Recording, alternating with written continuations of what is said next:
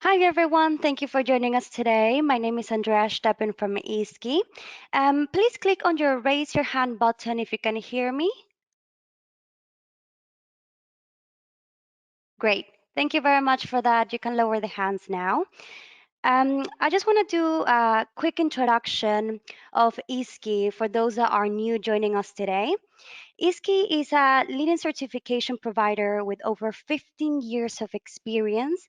iSQI supports professionals at all stages of their career with a broad range of international recognized certifications, with foundation, advanced, expert, and specialist certifications.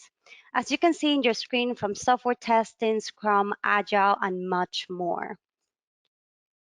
We offer a few different exam methods, such as public exam sessions or public exams, paper exams, test centers, SMEX, and Flex. Flex is a remote proctor exam option which can be taken from home. Flex, due to the current circumstances with COVID-19, due to happening around the world right now, we have acted quickly to make even more exams available with our Flex exam option. Please write your questions in the chat box below. You should be able to see that there. We will do a brief Q&A on the last few minutes of the webinar with Kaspar. And now, without further ado, I will pass this on to our presenter today, Kaspar van Dam. Just a quick introduction to Kaspar. Kaspar has been in IT for over 15 years and has introduced the CARE method, capturing Agile requirements by example. He promotes this way of working by giving workshops, speaking at conferences, and much more. I will also share in the chat the discount code on the screen for those interested in getting certified with Design Thinking or IREP Agile Primer. This can be redeemed in our web shop, iSQI.org. And now, without further ado, I will pass this on to Kaspar so he can start with his presentation. Yes, thank you. And just setting up things. Yes, here we are. Well, hello and welcome to this special webinar. Well, we all know the world has changed in the last few weeks quite dramatically. And just like probably most of the attendees to this webinar, I'm sitting at my home right now. And I haven't been to the office for 3 weeks. Well, I said, my name is Kaspar van Dam. I work at Improve Quality Services in the Netherlands. And I'm the creator of CARE, Capturing Agile Requirements by Example. And I've been working in IT for over 15 years now, which the last 7 years I've been doing research on ways people work together and implementing the things I found out in teams using things like behavior-driven development, impact mapping, event storming, and more. And today I want to tell you about how we can communicate and collaborate in agile environments while staying at home.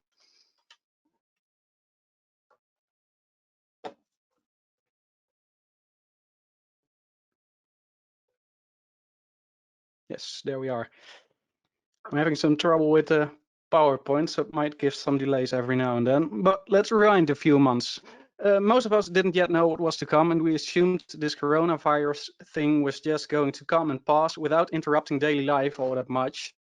And a few months earlier, I actually did a webinar for iSQI as well, talking about the future of quality assurance, in which I mentioned that communication and collaboration is all about people, and more specific, people in the same physical room talking face to face, preferably with a whiteboard or brown paper present.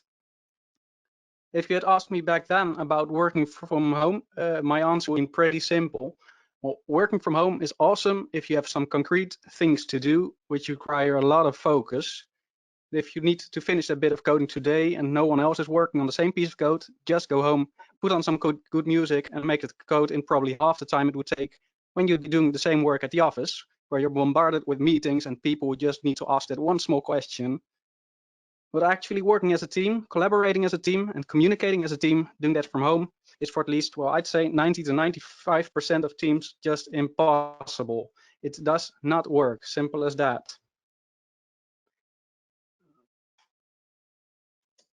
Forward to today. Well, we're almost all working from home now, and not just for those simple focused tasks, but for everything. We're working on code, but we're also discussing new designs, getting into 3Amigo sessions, stand-ups, retrospectives, everything.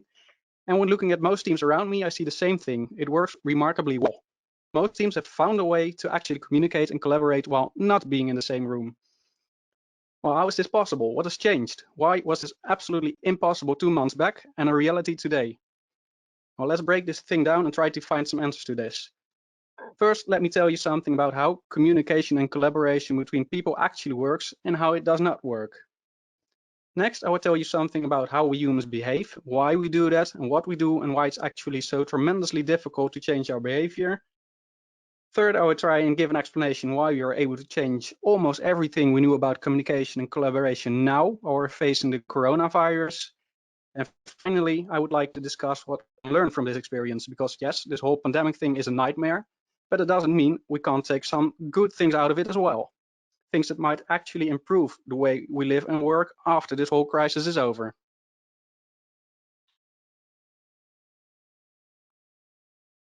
Let's start with communication collaboration. Well, you'll probably all know this little list about the least to most effective ways of communicating. We can start off with the least effective way of communicating is to write something down and hand it over to someone else. There's hardly any interaction, and instead it's a one-way trip. Information makes from one person to the next. Of course, the other person can respond by sending a note back, but it takes a lot of time. So we focus on putting as much information as possible in this one message before sending it to the other person. But for this, we need to make a shitload of assumptions about things the other person may or may not yet understand and may or may not yet know. In reality, this usually means we spend way too much time explaining stuff the other party already knew, and in the meantime, forgetting to tell about something that does matter to the recipient of the message. A huge improvement to this is the usage of a chat program. Although it's still all written down, there's now the possibility to chat with one another. We can immediately respond to something someone else is typing, which makes it possible to not send messages that span many pages, but to limit ourselves to messages of just a few words, or maybe a few sentences at most. We can easily ask questions like, do you already know about this new concept? Instead of making the assumption the other doesn't yet know about it while he does, or possibly even worse, assuming he or she does know, while in reality the other person on the other side of the line hasn't yet heard of it at all. So when comparing chatting with emailing, chatting is already a huge improvement. It gets even better if we take out the written word and start actually talking out loud. Speaking is something we humans can do much faster than writing. It's also more intuitive to us. We can immediately speak out what's on our minds right now. However, when we were to write it down, we have a lot of chances to reconsider, which means we'll most likely not actually communicate what we're thinking. And in turn, this means we're not taking people along in our thinking process, and a lot of very useful and potential great ideas get lost. But when speaking things out loud over the phone or in a voice chat, this works a whole lot better. There's more interaction, more involvement, and people understand each other a lot better.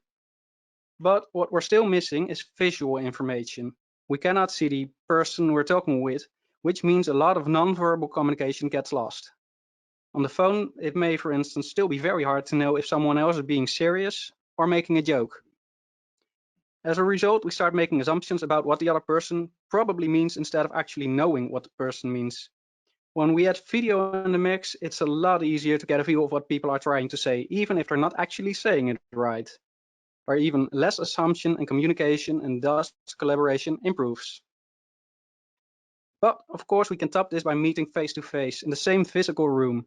We see absolutely everything the other person is doing, and we humans are designed to interact with what other real life people are doing and why. When we're face to face with someone, there's a very good possibility we already know what the other person is about to say, even before actually saying it, making a face to face meeting by far the most effective way to communicate and collaborate. But there's even one level higher than this, which is if we need face to face and talk out loud, we can also add writing and drawing, which combines all the good things from all previous methods of communication into one. So talking face to face with a whiteboard or something present makes for even better communication. Oh, this is probably nothing new, right? Or is it? Did any of you ever wonder why this communication works like this? Why is it so much more effective to meet in person next to a whiteboard instead of just sending an email? Why are we so convinced other forms of communication simply cannot work as well? Well, the answer is pretty simple, and I already said it before. We humans are designed to communicate in person. Our brains can interpret the smallest change in muscle movement in someone else's face, and neurons in our brains race to compare this little change to all the movements we saw in faces of people we previously talked with. And based on this enormous amount of information, our brain decides what this tiny movement in the person's face we were talking to must mean, and in a fraction of a second, we can change our own expression and posture, which makes it possible to share tons of information between people in possibly just milliseconds. But why are we so good at this? Well, because it's what we've always done and what we've always been doing. And not just us today, but also our ancestors who put all this experience in our genes over a period of thousands of years. So, do we really think we can now just change this overnight? Really? Well, the answer turned out to be yes for quite many people, because now, during the coronavirus crisis, all of a sudden, many of us did find a way to communicate and collaborate rather effectively whilst not meeting in person. May certainly not be as good as when we were working in the office and meeting in person, but keep in mind, we've only been doing this for a few weeks now, not thousands of years. So why is it so difficult to change the way we communicate and collaborate? Why do we behave the way we do? And why are we suddenly able to change this at a time of crisis? Well, the human brain is a really complex thing. We tend to compare it with a computer. Something is put in, for instance, something we see, hear, or feel, and the brain starts processing the information using information in its memory and eventually decides what to do with this information, which usually leads to the brain telling our body to do something in response to the initial input. And computer does basically the same thing. We put some information in, the CPU starts processing the information and looks in the memory of the computer to see what the appropriate response to this is, and the computer gives then some output back. There's a huge difference, though, between our brains and a computer. A computer will always perform this exact same task of processing the information, looking in its memory, and deciding which action to take next, while our brain is constantly trying to be more efficient. Therefore, the brain tries to leave out the recollection of memories and the decision-making based on these memories by creating habits. The part of our brain that's responsible for this is often called the reptile brain, though there's a lot of debate on that term. The scientific name of it is the basal ganglia and the brainstem.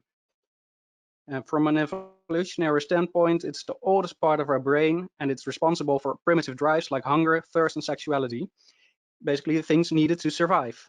But it's also responsible for habits and procedural memory. Things we do repetitively will eventually form into habits stored in this part of the brain. We don't need to think about these things. There's no need to recollect memories, and there isn't even conscious decision making involved. Habits that have formed in this part of the brain are executed automatically without us knowing about it consciously. For instance, when you get up in the morning, do you decide every morning if you take a shower first or eat breakfast first? Probably not, it's a routine. You don't think about it, you just follow the same routine every morning. Do you have any clue which shoe you tie first? Most likely you don't. But if you pay attention to it now during the next few days, you'll most probably find out you always start with the same shoe. Do you think about where to put the house keys when you get home?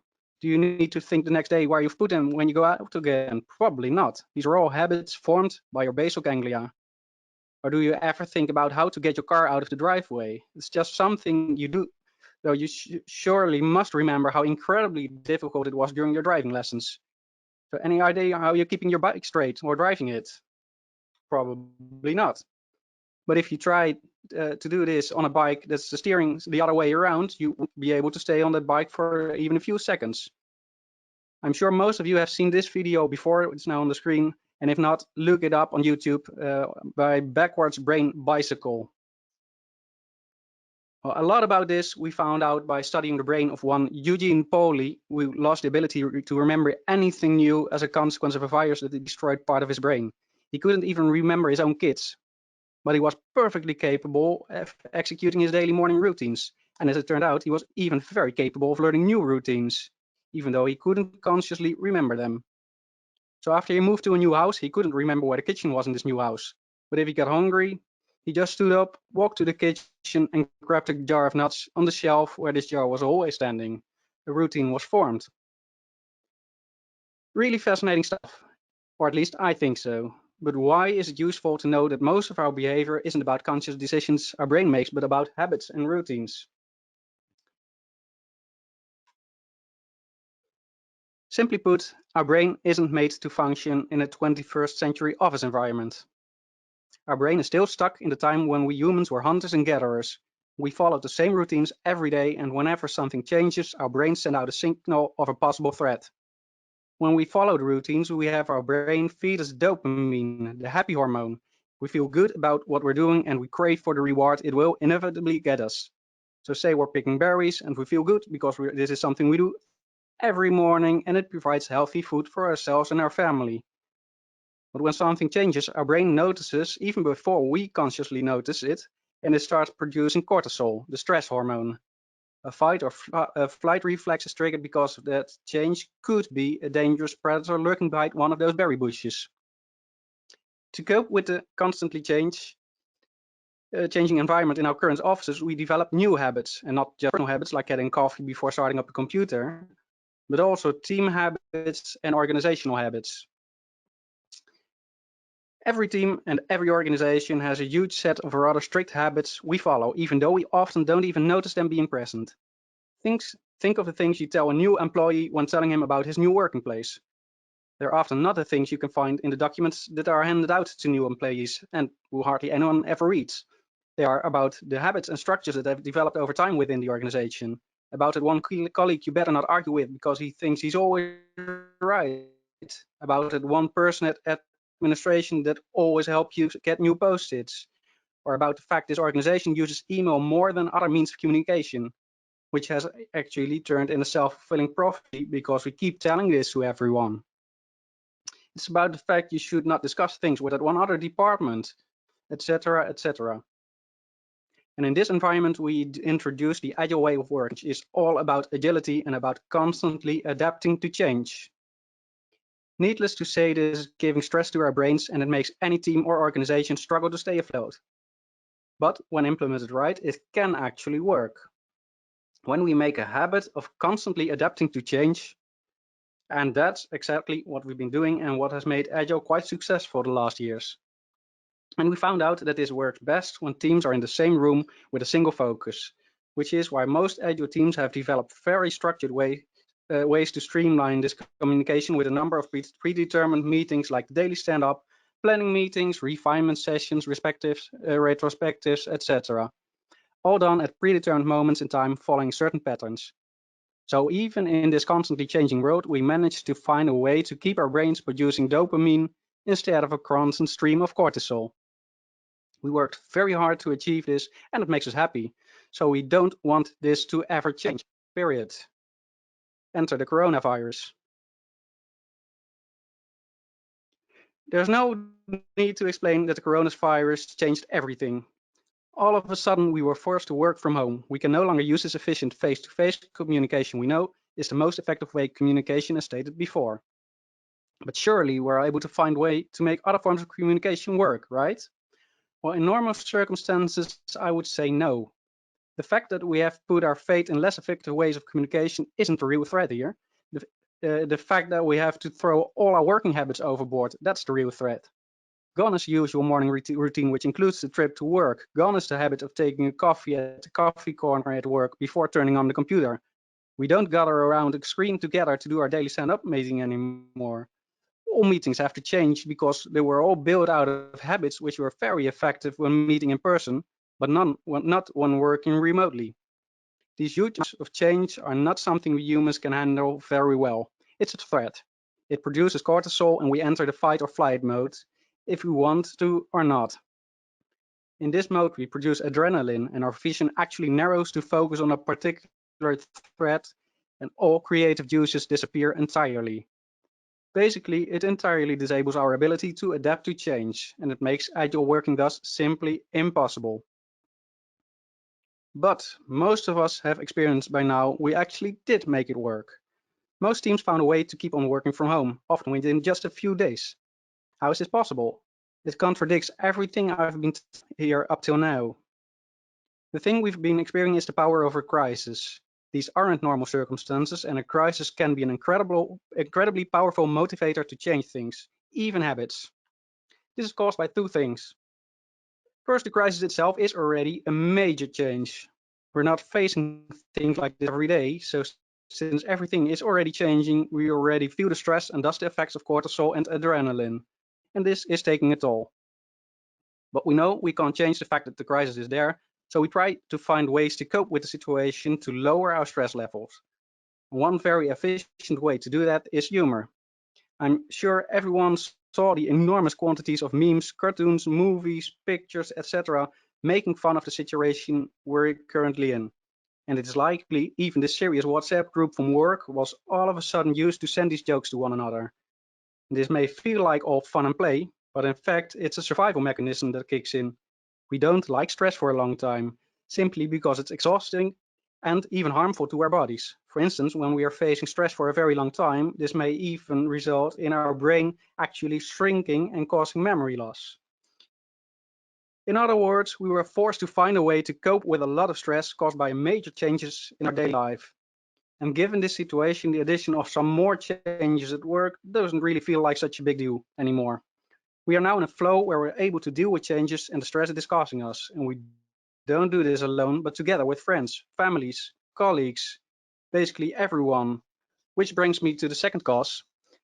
There is a shared purpose. We cling together and feel a very strong urge to fight this thing together. This fits our nature. We humans are social beings. So when we have to face a threat, we tend to find others to join us in this fight. This makes us feel stronger and more resilient to threats coming our way, and thus also more resilient to change. As a side effect, this shared purpose also gives us a very clear image of our mutual goal. And when we're looking at our work, the goal is rather simple. We don't want this virus to beat us, so we want to get our work done no matter what. We want to achieve this goal of getting the work done even more than under normal circumstances because we feel this gives us confirmation the threat virus isn't beating us, but we're beating the threat. This means we are very willing to invest in finding new ways to make things work, even if it means major changes in our ways of working. And even if it will give us some additional stress, we can handle that because we know perfectly well why we're doing it. So even though it's near impossible to change the way we collaborate and communicate under normal circumstances, our brains and the different mechanisms our brain developed to cope with stress has made it possible to change our behavior now and let go of almost all old habits we have related to the way we do our work. And all of a sudden, we do find ways to make working from home possible, even in the most challenging agile environments. One thing that helps tremendously with this is the tooling which is available to us nowadays. We have good video conferencing technology, sometimes even with the possibility to add a digital whiteboard. We can keep chat applications open all day so we can ask continuous small questions to our teammates, even though they're not sitting next to us. These can be text-based chats, but there will also be the option to keep voice chats open or possibly even video chats. But technology itself isn't everything. The most important thing is the mindset we use and the way we use the technology to make Agile working remotely work. We still need some structure. For instance, it's a good thing to have a chat channel open all day, but we should also have the possibility to step in a separate room with one or two team members when we want to discuss something specific. In the office, we would find a meeting room for that, but now we can open a separate chat channel, or even better, start a separate video call. We also shouldn't forget to add some fun in the mix. At the office, we might do this in the form of some chit-chat at the coffee machine, or possibly there's a foosball table somewhere in the office where we can play a game. Remotely, we can do an online game, have a random chat channel where we post memes and other nonsense, or even organize a coffee break together or share a drink on Friday afternoon. To keep an eye on how everyone is doing, we can use happiness metrics. For instance, by asking everyone to give a number to their happiness of that day during a stand-down session at the end of the working day, just to keep a feeling of how everyone is doing and how the team as a whole is doing. It may be a bit more work compared to being together at the office, but there are many ways to keep a good team spirit going, even remotely.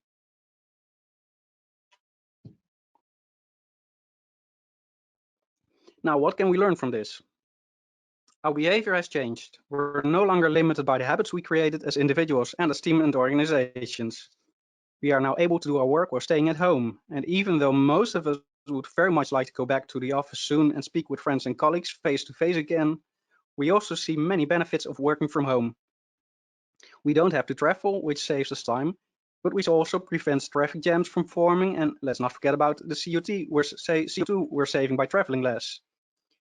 We can take care of our kids even when they happen to be at home because schools are closed, and instead of taking a break from work and staring outside of the office window, we can do the laundry, etc. Many people would like to work from home, most probably not every single day, but every once in a while, maybe 1 or even 2 days every week. Because of this coronavirus, we now know how, so we can simply keep doing this even after this crisis has passed, right? Well, wrong. The thing with habits is that they are hardwired in our brains. So when this crisis is over, stress levels will drop, and this strong shared purpose and mutual goal will fall away.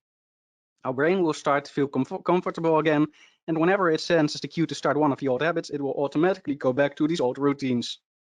And we will feel happy about it. Dopamine, remember? And all of a sudden, the ability to work from home in an efficient manner will be out of the window, which would be a shame, really. So, what can we do to keep at least some of the changes we endured now during time of crisis? Well, first we need to break the old cycle of cue, routine, reward, which is the basis of all habits. We crave this dopamine rush we get when falling back into things we know, but we have a chance now to change our habits and create new habits and make sure we get our dopamine shot when executing these new routines like working from home and form them into new habits. That means we need to find new rewards that will stay even after this crisis is over. Because our biggest reward now is the feeling we're beating the fires together, but try to find other rewards as well. For instance, celebrate the fact that we're now able to work from home, including all the benefits from effectively working from home. Create some fun moments together. For instance, when doing this planning session from home, don't all hang up after all formalities are done, but give each other a virtual high five because you managed to do this session remotely. Maybe even celebrate it by playing an online game together. And keep doing that, even when we finally did beat Corona in a few months' time. When we go back to our offices after this crisis, one of the first things we should do is sit together and discuss this new reality. What did we think about working from home? What benefits did we see? What challenges were we facing? Do we want to continue certain things remotely? Do we maybe want to introduce one fixed day in the week when we're all working from home as a team? Do a retrospective of this whole stay-home experience and translate this into some new goals and a new shared purpose in which there's room to work from home every now and remove potential constraints, like these organizational rules or traditions that say there must always be at least one team member present in the office. But why is it really necessary? We don't need it now, so why would we need it after the crisis? If it doesn't help us achieving our goal, there's no need to keep that rule. We now have a unique opportunity to change the way we work, simply because we now know it's possible to change and we may feel it's worth the rewards it's giving us. By understanding a bit more how our brain works, we can actually take something good out of this crisis, and it will last, even long after we finally beat the virus. And if we manage to do that, the coronavirus will be gone, but hashtag stay home and work agile is here to stay. Thank you.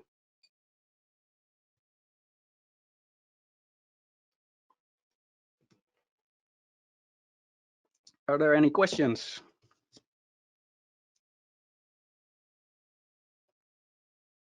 Hi, Kaspar. Thank you so much. That's so good, especially because right now all of us have to be staying home as much as possible and trying to work as much as possible with what we have. If anyone has any questions, Mm-hmm. please write them down in the chat box. In that way, Kaspar can help answer some of them as well. Thank you for that, Natalia.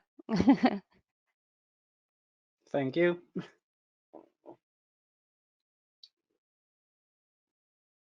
Well, I think though everyone is. Thank you so much, Luz. Well, I think that is it for today. Everyone seems very happy. Thank you so much for joining us today, Caspar. Is there anything Sure. else you would like to say? Well, yeah, as you have seen, there will be a video of this webinar, and as you can see on all the slides, I also included some books where you can read a bit more about things I've said, so feel free to take a look at those books. They're really informative. That's great. Thank you so much for that. Definitely. We are recording this webinar, and later on to everyone that is registered as well, we're going to be sending this over to you guys so you can later on also rewatch it if you would like. Have a look at the links as well. We're going to add this ones as well in a follow-up email. Thank you so much for that, Kaspar. And I wish everyone to stay safe as well. And hopefully, before we know it, this is going to be over as well. Thank you, Arnaud. Well, thank you everyone for joining us today. I think this is everything for today. Thank you so much for your attendance, Caspar. Such a good webinar to see, especially during these times of crisis. It's quite an unprecedented time that we're seeing, and really, it's almost a once in a lifetime situation that we're experiencing. And hopefully, will put us together. And as you say, we can learn something as well from this crisis. I know, even in my case, I'm trying to stay at home as much as possible, and that also includes